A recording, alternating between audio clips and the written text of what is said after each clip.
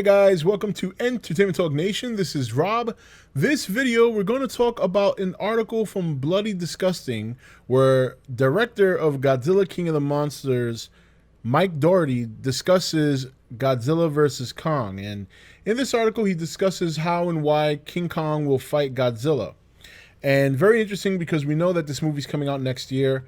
And we know that once Godzilla King of the Monsters is all but done, it's right on the road to Godzilla vs. Kong next year. And I can expect to see, or I should say we should all expect to at least hear something this coming Comic-Con in July, if not get a teaser trailer. I'm pretty sure we're going to get a teaser trailer, as this will be the only opportunity for Godzilla vs. Kong to showcase something until the following year. This will be the only Comic-Con they have. So discussing Godzilla vs. Kong, Mike Daugherty says, I think part of the fun of watching that fight go down is we are witnessing a potential underdog battle. We're looking at an almost David versus Goliath situation, because everyone, the moment you say Godzilla is going to fight Kong, your first reaction is Kong doesn't stand a chance. Godzilla's got this radioactive breath, etc., etc. But then if you really take the time to look at Kong as a character, it's like, okay, in Skull Island, he was an adolescent, so he was still growing. So who knows how big he is since the 1970s, and we've all spoken about this before. When they first met, Kong is extremely intelligent as a primate. He's a tool user, so he's got speed, he's got agility, he might have some good size. And like a good underdog battle, you know it's like watching Rocky go up against Ivan Drago. It seems like it's unfair, but clearly this means the underdog might have a few surprises. So going with that part, and there's more, we'll get to that in a second, really sounds like Mike Daugherty is pitching Kong as the underdog, which is, I think most people would agree with that. Even before seeing Godzilla King of the Monsters, which comes out in a couple of days, a lot of us had speculated that Kong, after seeing Godzilla and what he can do, and seeing him fight a monster like Ghidorah, who's just pretty much a world destroyer, what chance does Kong have, assuming that Godzilla beats Ghidorah, which I think we can all safely assume that's what's going to happen. So, and then he goes on why they're going to fight. I think there's something primal in human beings to want to see a fight like that. I think it goes back to all of my myths and legends, all of our myths and legends, ancient Greek myths about gods battling each other. It's just part of who we are as a species. Half the reason I think people watch the Planet Earth nature specials is to watch animals going up against each other, to see crocodiles going up against water buffaloes. So there's that, but it just seems like it's written in the stars for this to happen. It's no accident that Kong was a direct inspiration for Godzilla, that the Japanese filmmakers watched King Kong and were hugely inspired by him and the beast from 20,000 Fathoms, and came up with Godzilla as an answer to that. So it just seems like it's destiny. Story-wise, the hope is that their motivations for fighting each other are sound and not contrived. But when you have two extremely hyper-aggressive, masculine, territorial animals, we both believe that they are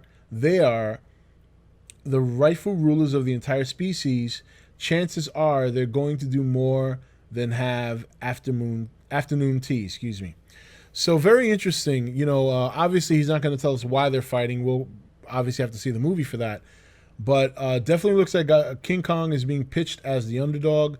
And one thing that the director for Godzilla vs. Kong said was there will be a definitive winner. So I guess the question now is, do you give the win to the underdog? I've speculated in the past that Godzilla fans shouldn't be surprised if Kong comes out as the winner, simply because he is an American-made monster and he's Universal's baby. Universal does have a hand in the Monsterverse now. And I just kind of think, they wouldn't want to see their big man go down. The other theory is that Universal's okay with that as long as Kong is not referred to as King Kong. And if you've been paying attention to the movies and everything related to Kong Skull Island before and after, he has not been referred to in the production team and in the movies as King Kong. He's only been referred to as Kong. So, and even the title of the movie is Godzilla vs. Kong. It's not Godzilla vs. King Kong. So there's that. There's the fact that he may take the loss, and then Universal can backtrack and say, well, you know, Godzilla beat Kong. He didn't beat King Kong. So, you know, we'll see what happens. This is the kind of stuff we're going to be talking about a lot once Godzilla King of the Monsters is over, once that that hype train has slowed down for Godzilla King of the Monsters. I expect, based on my experience in 2014, Godzilla King of the Monsters will be a hot topic until about a month after, 6 weeks after the movie's been released. And then, like I said, we roll right into Comic-Con with Godzilla vs. Kong. I mean, you have all of June for Godzilla because it comes out May 31st. And then you have another 2 weeks into July where Godzilla will still be in theaters and might be slowing down by then. And then 2 weeks after that, you have Comic-Con. And there's going to be, I'm sure there's going to be a panel. They're not going to miss this opportunity to market Godzilla vs. Kong. So I suspect we'll see like a teaser of some sort. Whether or not we get to see it here, you know, the audiences that don't get to go to Comic-Con, that remains to be seen. It may be something where the viewers there get to see it like a week or two before we do. But even though we're going to get, I'm sure we're going to get a good amount of news for it. And I'm very excited. It's going to be good stuff. So let me know in the comments, what are you excited about most for Godzilla vs. Kong? We all know everybody wants to see a definitive winner. What winner do you want? Do you want Godzilla to win? Do you want Kong to win? And some people have been speculating there might be a third party involved. It wouldn't surprise me if there is, in terms of another kaiju. What kaiju would you like to see kind of step in there as the third wheel for Godzilla vs. Kong? Personally, if there is no third wheel kaiju, I'm cool with that. But this is part of the Monsterverse, and in Godzilla King of the Monsters, there's going to be a lot of titans rising out of the ground and out of the water and stuff like that. So I'm pretty sure they're still going to be lurking around. Anyway, if you're new here, please hit that subscribe button to the channel to get more videos regarding Godzilla as well as other content I do here. If you're a subscriber, hit the notification bell. That way you know when content goes up. Don't forget, we're having a big live stream Friday night at 10 p.m.